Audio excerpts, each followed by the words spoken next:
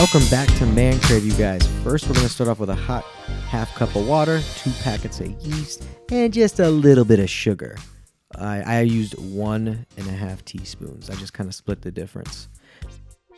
And then you mix those all together, and then you're going to want to set that aside for 10 minutes.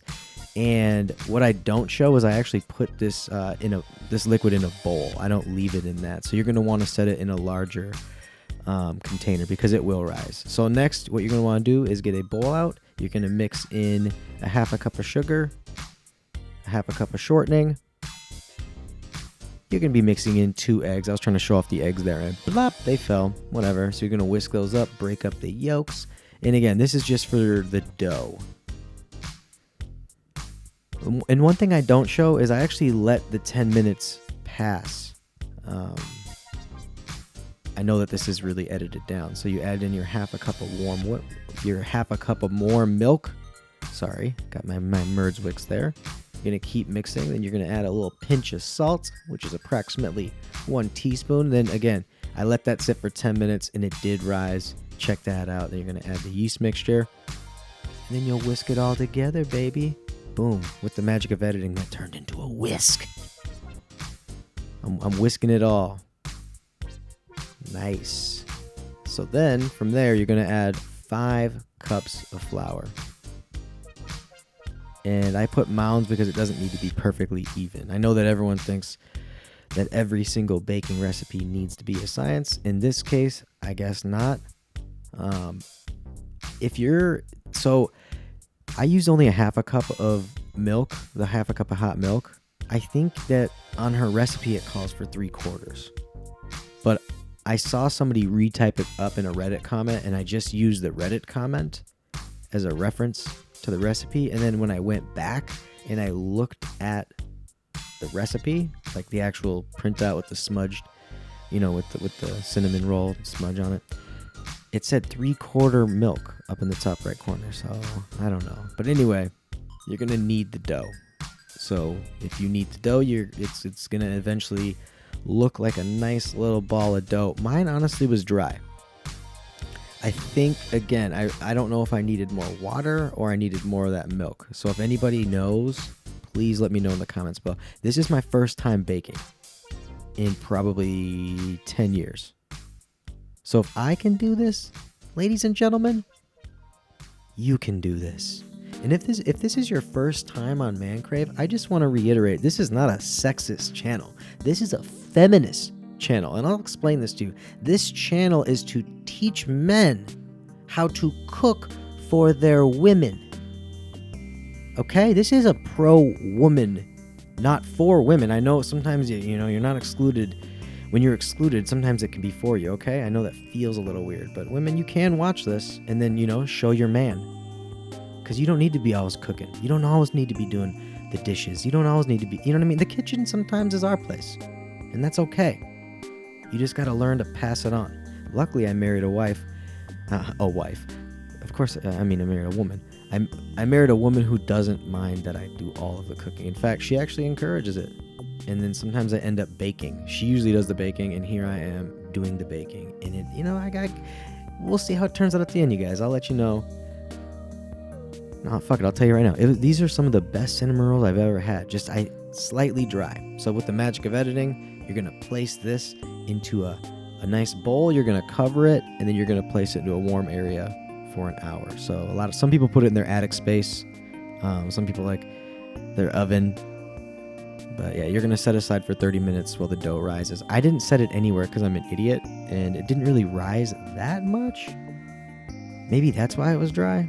But you can see it moving right here. So it does rise. But anyway, so in step number 3, we're going to make the cinnamon mix. So another clear bowl. We're going to mix in a half a cup of brown sugar.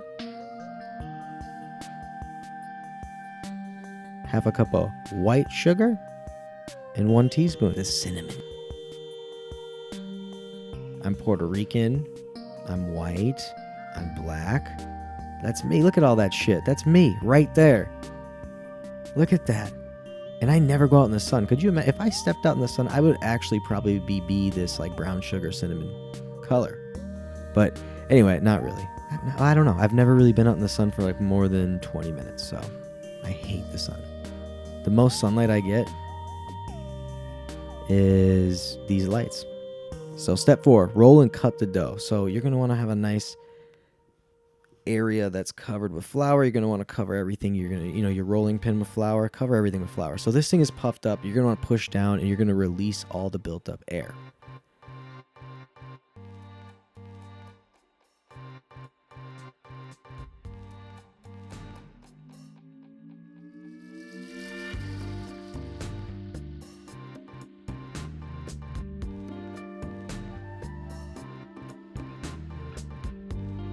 But yeah, you're going to try to form a rectangle. I don't do the best job. Mine kind of just turns out and looks like a big oval, like a long oval almost, which, it's okay. Because, when I cut the ends, I just unrolled them and I rewrapped them and they turned out fine.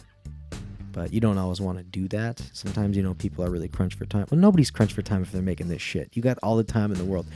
Don't make this if you're crunched for time. How about that? So anyway, you're going to butter the dough with 8 tablespoons, so 1 full cup of soft butter. I mean, that's a lot of butter, but I think it adds to the flavor. I think it also it helps the cinnamon mix stay in place. I know logically that makes sense, but it bakes into the bread. It's all delicious, you guys. So yeah, so what you're going to want to do now is you're going to add the cinnamon mix on top of that. And then, through the magic of editing, I will do this very quickly here. Boom! Look at that. I'm off to the races. And if you see, I still have some of my brown sugar. It stayed chunky. And that's because it's old. I think it's expired. I don't know. It didn't taste expired, but anyway. So yeah, you're going to want to roll this the long hot dog way. And then you're going to get your pan out. You're going to butter that mother trucker right up. Boom! Again. I don't move that fast. I don't think I should have to tell you that, but anyway. Yeah, you're going to want to cut your dough into 1 and 1.5 inch slices and then place them into your pan. Some people cook into a cast iron. Some people cook in glass pans. Some people cook in aluminum pans. I chose glass this time because I thought that you could see through it, but I didn't realize I was going to butter it. But usually I cook on cast iron. I love cast iron. It gives like a nice hearty finish. Not hearty, but hearty. I don't know. What am I saying? So another glass pan. I got all the glass pans in the world, you guys. So third glass pan. And then you're going to bake at 350 degrees for 25 minutes. And with the magic of editing, well, actually, no, not the magic of editing. So this right here is a cool shot. I use a Canon 80D, and they have a time-lapse feature. And what I did is I just set this to take a picture every single second. For the 25 minutes. And this is what it turned out. I lie. In the beginning, I forgot to do this. So you missed kind of the beginning part. All right, guys. Now it's time to make the glaze. So what you're going to want to do is grab a bowl and mix in 2 cups of powdered sugar, 1 teaspoon of vanilla, and 4 tablespoons of melted butter. You're going to want to combine all those bad boys with anywhere from 3 to 6 tablespoons of water. So through trial and error, I eventually found that 4 tablespoons was the best amount based on the consistency that I wanted it. But what I read online, and I found to be very true, just to save you guys time so you don't have to read it online, is that just start with the smaller amount. So start with 3 and then work your way up. If I would have jumped to like 6, I would have been very unhappy. Because I did actually try adding more water after this next shot here. So what I do is I take these bad boys out, and then I put the icing on them.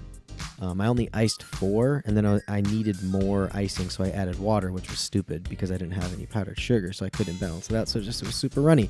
So you're going to want to ice the cinnamon rolls. Grab your ice cream scooper, because that's what the icing is for.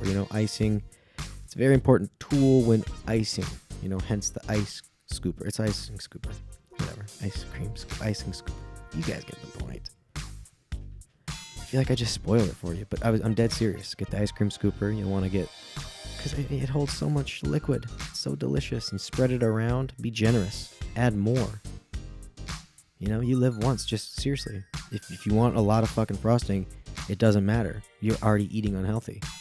Check these out. This is what they end up looking like, you guys. Look at those. Nice and flaky.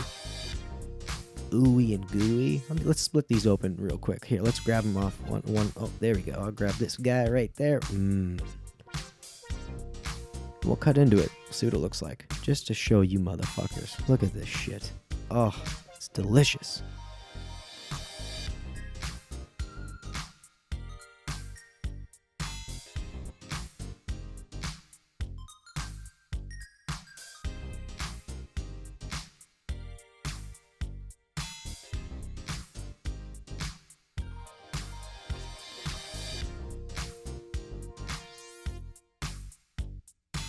But yeah, look how delicious that bread looks. These are some of the best cinnamon rolls I've ever had. I'm not gonna lie to you guys.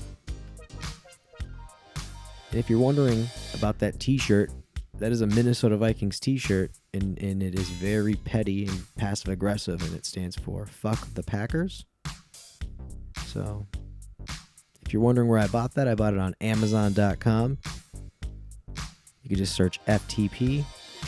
But yeah, so I'm hijacking all of the ooey gooey icing from the other cinnamon rolls because they were slightly dry, but they were the best tasting cinnamon rolls I've ever had. I just fucked up. But anyway, until next time, you guys, thank you so much for watching. I appreciate it. I'll talk to you later.